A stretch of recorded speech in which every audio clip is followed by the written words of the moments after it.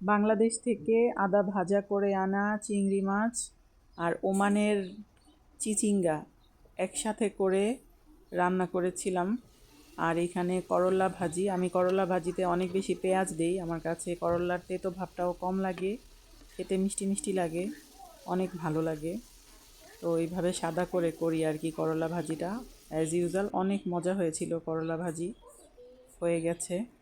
তারপরে চিংড়ি মাছটা মশলার মধ্যে দিয়ে কষালাম, ভালো মতন কষিয়ে যখন পানিটা শুকিয়ে গেছে তখন এটার মধ্যে চিচিঙ্গা সুন্দর করে দিয়ে নাড়াচাড়া করে ঢাকনা দিয়ে ভালো করে সেদ্ধ করে রান্না করে নিছি। তরকারিটা এত মজা হয়েছিল, বাংলাদেশে ওইভাবে রান্না করি তবে এত মজা লাগে না আমার কাছে, এইখানে কেন জানি অনেক বেশি মজা লাগছে।